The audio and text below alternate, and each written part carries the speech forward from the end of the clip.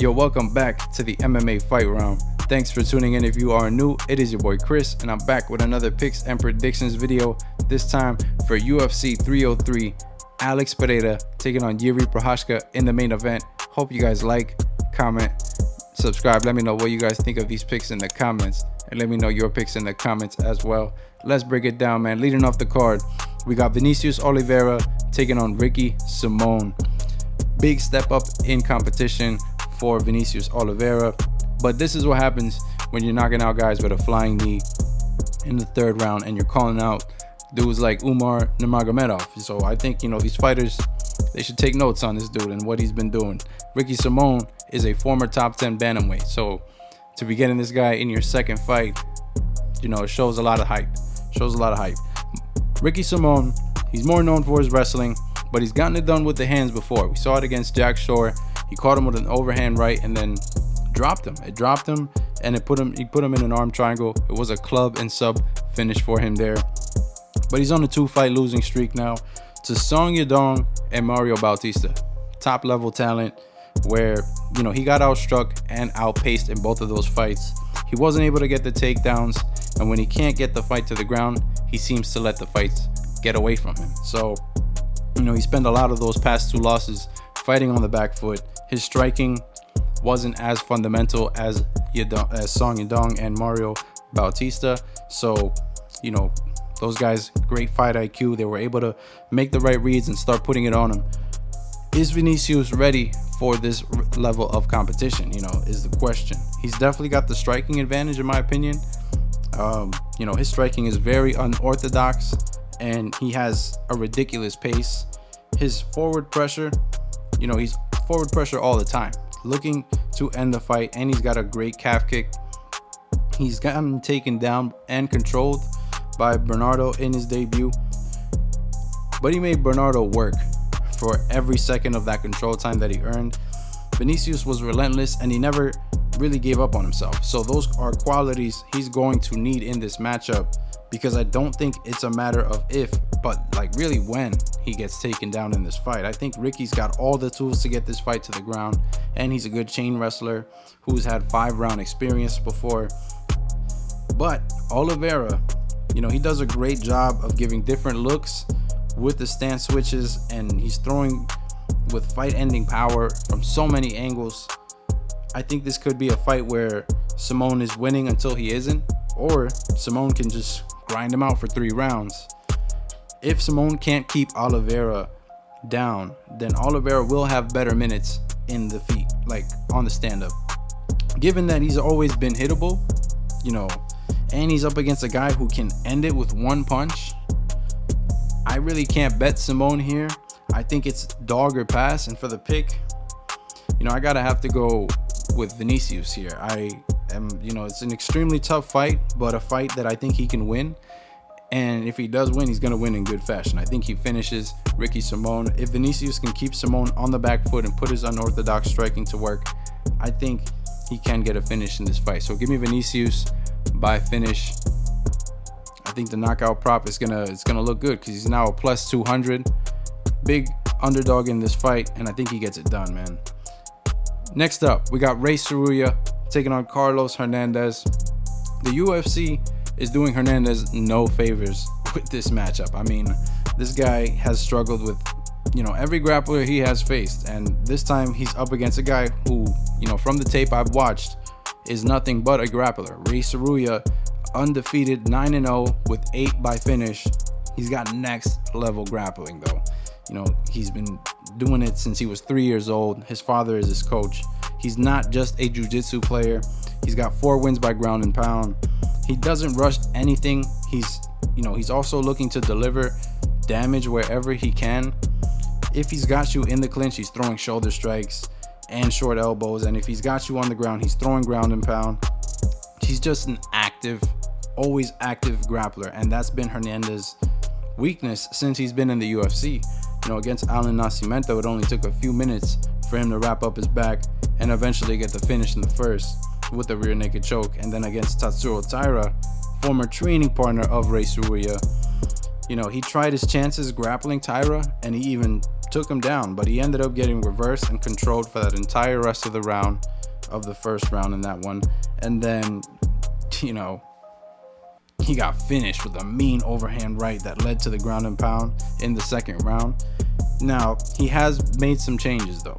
I think he's training in Chicago with Bilal Muhammad, so he could show a better version of himself, but I just don't think he's much of a finishing threat. And the amount of grappling he's going to be dealing with in this fight, I think he's just going to get overwhelmed with the pressure of Ray Tsuruya.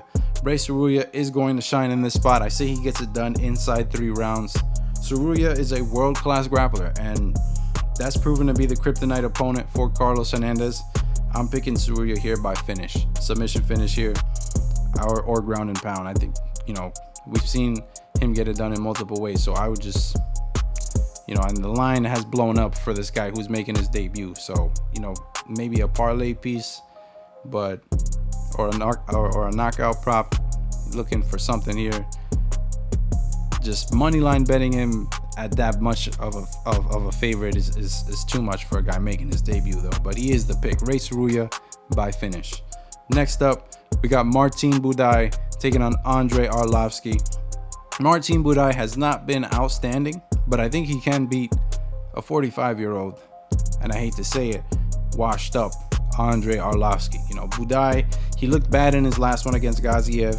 The way he managed to go 5-1 in the UFC is by being able to withstand the fighters who are a knockout threat, and, you know, take them to later rounds where his cardio works to his advantage, and his overall output eventually adds up and gets him a decision win or even a finish. That strategy did not work in his last one against Gaziev, who throws 100% in everything, and he's got several finishes, while Arlovski, you know, he hasn't gotten a knockout since 2015 when he was 36 years old. Now we're talking about a 45-year-old version of this, you know, former heavyweight champion. He is for sure, in my opinion, cashing these checks. He doesn't put much power behind his punches to be a threat, doesn't push the pace on his opponents anymore, and he wasn't ever known for having a chin in his career, even when, you know, back to his earlier days. I'm picking Buday. I think he can get the finish or a decision here. He's made some changes, and he went out to UK to train with Tom Aspinall for this camp. And, you know, for me, that speaks volumes, because the guy is trying to improve. And for the heavyweight weight class, you know, that is a rare sighting to see. So I think Martin Buday gets it done here. Martin Buday by finish is the pick. All right, next up, we got Gillian Robertson taking on Michelle Waterson Gomez. This is a good fight. You know, Gillian Robertson coming off a finish over Poliana Viana, looking to get back into the top 10, and she's up against 38-year-old Michelle Waterson Gomez on a 4-fight losing streak. But still a good fight. Still a good fight in my opinion, because, you know, Gillian, for the most part, she has shown us that when she's up against fighters who have decent takedown defense, you know, her stand-up hasn't been the most effective. And Michelle, this will be her 15th fight in the UFC. She's faced some big names. She just came short, and, you know, against them, but with all that experience, she's shown that she's well-rounded. And I really question how that's gonna look now at 38 years old and at a height and reach disadvantage. You know, Gillian's striking, it's not the best, but she's got a 56% striking defense, and that's after already 16 fights in the UFC. So, you know, 2 more currently than Waterson Gomez, and she's not a fish out of water in the striking, in my opinion. So it's just not fight-ending shots. It's more fitting for her to get her grappling going, and I think she does a good job at getting her grappling going for the most part. I think her youth and experience is going to pay off here. I'm picking Gillian to get this one done. If even us fans have that understanding that she needs to get this fight to the ground, I'm sure her coaches do. I'm sure everyone is preaching to her that she's got to get this fight to the ground, and I think she will. I think she does take Michelle Waterson down. I'm picking Gillian by submission in this fight. Next up, we got Payton Talbott taking on Yanis Ghemmouri. Now, this was supposed to be the come out party of Payton Talbott on a Conor McGregor card, and of course, you know, things aren't going out as planned, but that doesn't change the outcome of this fight. I think Ghemmouri is going to get finished in this fight. you can argue this is a step down in competition from his last fight, because, you know, Cameron Simon, at least he's got some wins in the UFC, whereas Ghemmouri, we really don't even know what we're going to see out of him at the UFC level. He got finished in his debut against Gomis, and in that fight, he just had no answer for the reach disadvantage. He only landed 28 significant strikes. It was a little controversial finish because he got kicked technically, you know, just above the belt. But he didn't have much to offer. Like I said, 28 significant strikes as the fight was going on. He was definitely going to lose by a decision or by finish. And he's going to be in that same predicament here. But this time he's up against a guy who is, you know, much more capable of finishing it in a variety of ways. I think, you know, I picked Simon over Talbott in his last fight, and I heavily underestimated his hand speed and forward pressure. His pace is relentless, and he can take a punch, man. I think he's going to do the same here, man. Give me Payton Talbott by late finish. By late finish in this fight. I think he gets it done either in the second or third round, but most likely in the second round here for Payton Talbott. Next up, we got John Silva taking on Charles Jourdain. Jourdain really let me down in his last one against Sean Woodson. You know, the intent to try to bring the fight to Woodson faded as it went on, and he really struggled bad with the reach, and he couldn't get a takedown. This is why he's now in a position against a guy, you know, with only one win getting a chance against him. And he, you know, he's fought at a reach disadvantage for a good portion of his fights, and this time it's going to be, you know, dead even. But he will be slightly taller. You know, there's no doubt he's got the better experience of the two. He's a great striker when he finds his rhythm, and a black belt in jiu-jitsu, so he's a threat on the ground. I don't like how Nathaniel Wood, a former bantamweight, was able to get him down 5 times.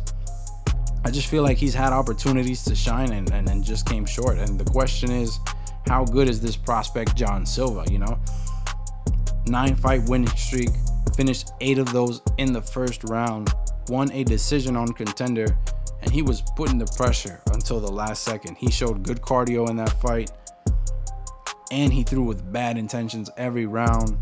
I got to give the power advantage to Silva, and I think when he does land, it's going to hurt Jourdain, man. I think it's a close fight, and I got to side with danger here. I think it's John Silva, man. He's going to hurt Jourdain on the feet, and I don't see Jourdain getting this to the ground.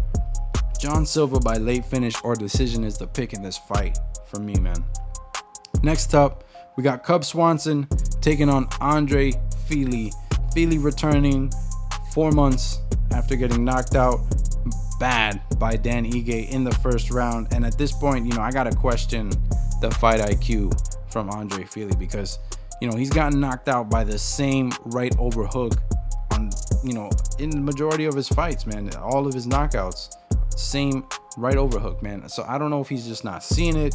I don't know what it is, man. And Fili, before the knockout against Lucas Almeida, who, although he's coming off, you know, a good performance, Lucas Almeida, I don't rate him highly yet. I think before that, Fili, you know, didn't have a good finish win since 2019. So, you know, the knockout against Lucas Almeida, I can't rate it that much.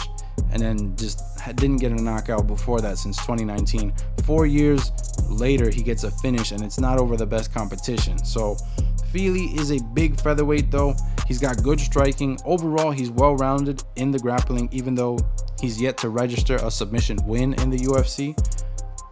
You know, he's just so inconsistent, man. It's crazy, because when I ask myself who's going to bring this fight, you know, who's going to bring the fight to their opponent, I think it's 40-year-old Cub Swanson, man. Cub Swanson is up in age, but he fights for the finish, man. And Fili, he's got a questionable chin, but I just think at 40, Cub Swanson might not have the same pop behind his punches, and that just might be the difference maker in those exchanges with these guys.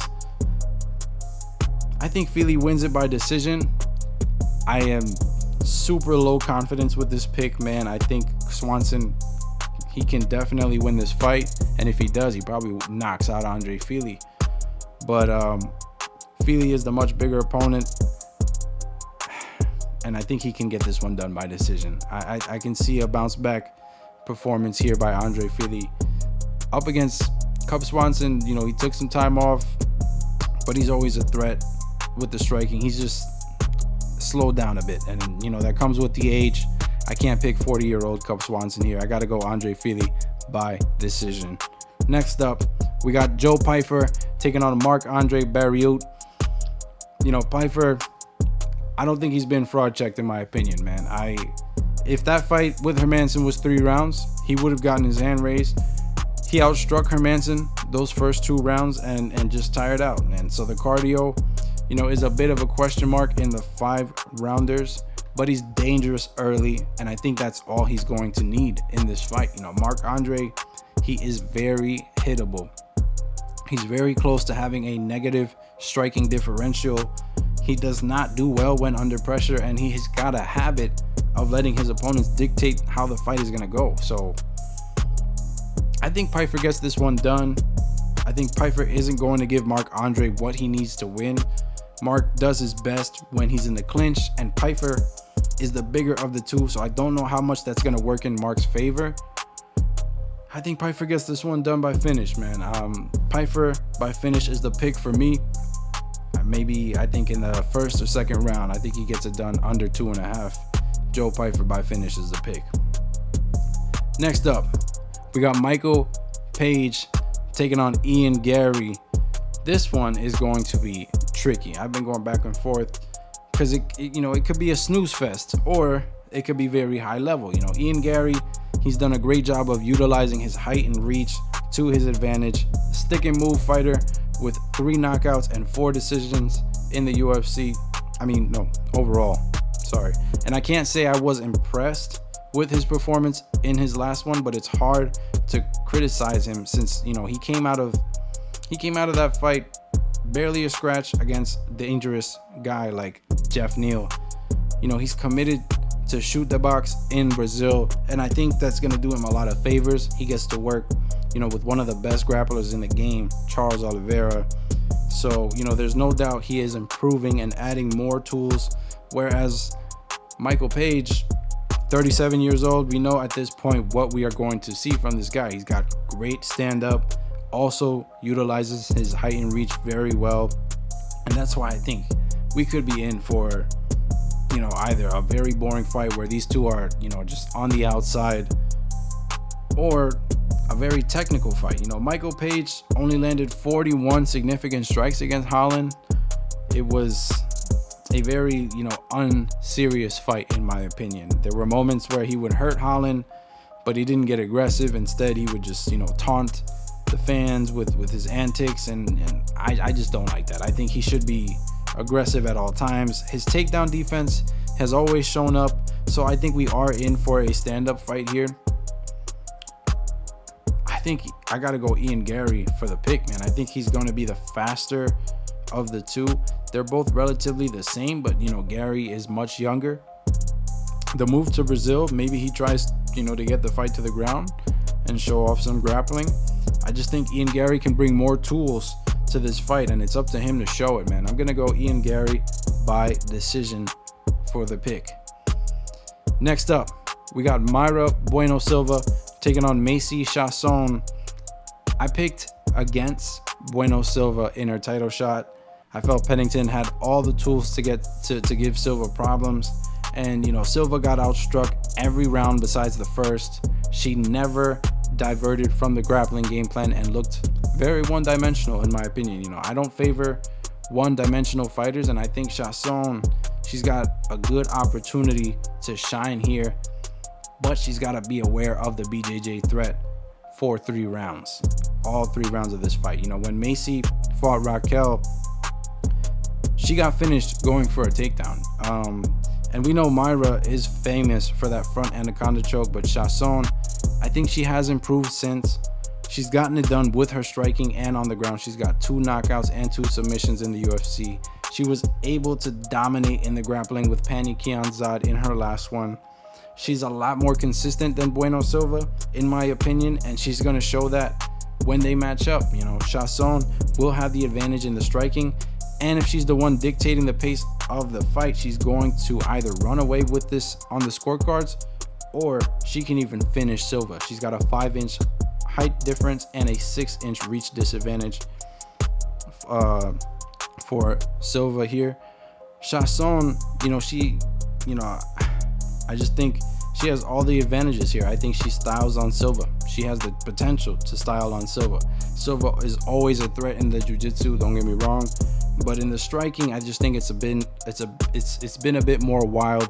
She definitely has power behind her punches, and that's always a threat, but she leans on her grappling a lot more than she does in her striking. Chiasson by decision or late finish is the pick for me in this fight, man. Next up, we got Anthony Smith taking on Roman Dolidze. I picked Dolidze in his last fight against Imavov.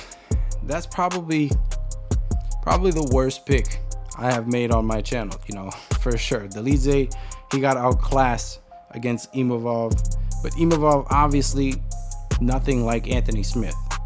He's had moments, Dolidze, he had moments where he would press Imavov on the cage, but at 205, I think that's going to be a bit different. And for Anthony Smith, just what a bounce back performance for him. He took the O of Vitor Petrino and got it done in the first round. He made good use of the calf kicks. He had Petrino limping out of the cage. I look at this fight and I just think Dolidze, he's not going to bring anything different than what Anthony Smith hasn't already seen. I mean, this guy has fought everybody he's fought, and he's a former middleweight himself. So he's been around a long time. I think Dolidze has a chance if he can crack Smith.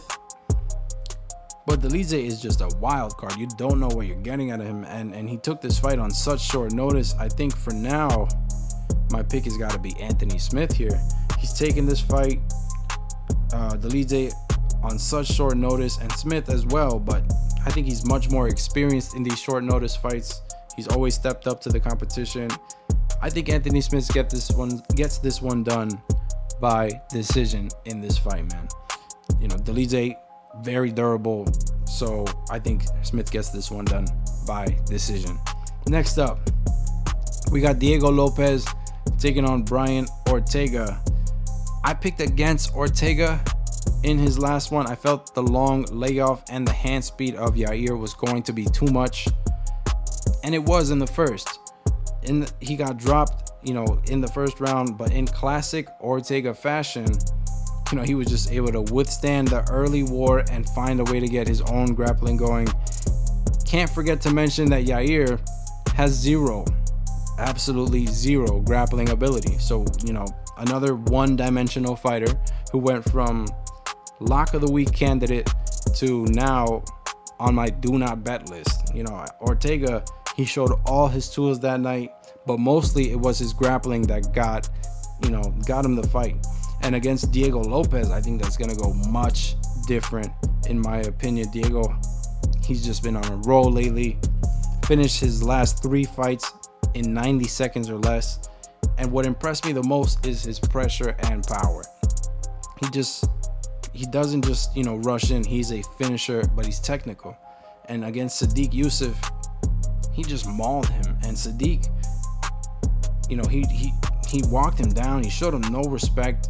Sadiq is dangerous. Sadiq is a lot more threatening than what I've seen in the striking than what I've seen from Ortega, in my opinion. I think Diego, his way of fighting is going to be Ortega's kryptonite.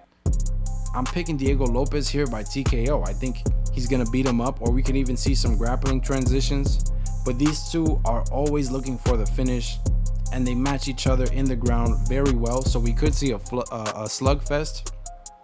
And with that, I got to favor Lopes to have the better of those exchanges, and just the better overall chin as well from what he's shown us. For now, man, I just think it's hard to pick against this guy right now. Diego Lopes, for me, is the pick. And I think he gets it done by TKO. Next up, we got the main event. Alex Pereira versus Jiri Prochazka 2. The rematch, we knew we would eventually see, but it's a lot earlier than expected. These two fought each other 7 months back. And I really don't feel like much has changed. You know, Alex was able to land that potent left hook, and it was a questionable decision to call the fight, what Marc Goddard did. But I think Jiri was on his way to going out. And, you know, Jiri didn't look good initially. I mean, he didn't look good. He did look good initially when the fight started. His unorthodox style was giving Pereira a hard time for, you know, Pereira, he was having a hard time trying to read him and land shots of his own. It was only a matter of time, though. You know, Jiri, he just has a habit of overexposing himself, and he believes in his chin.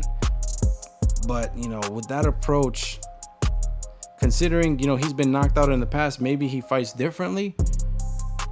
But I don't think he does, man. I can see this fight playing out a lot like the first one, where, you know, Jiri is having success early, but then eventually just getting caught with that left hook of Pereira. And when you have that one punch power, when you have the ability to end the fight with just one shot, man, against a guy who relies on taking damage to get to where he needs to get to, it just spells for a disaster for Jiri Prochazka. I think the pick is going to be and still Alex Pereira here. I wouldn't be surprised if Jiri is having moments in the fight, but the power difference is going to be there. I don't like that Pereira is knocking on the door to 37. He's about to be 37 in a month. And, you know, he has been finished before. We saw Adesanya land a clean one, but I just think he's a lot more aware of the dangers that Jiri possesses. And while Jiri, you know, he just doesn't care what you bring. He's going to be himself at all times.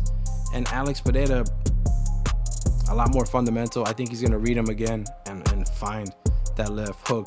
Alex Pereira by knockout is the pick here and still. And there you guys have it, man. Those are the picks and predictions for UFC 303.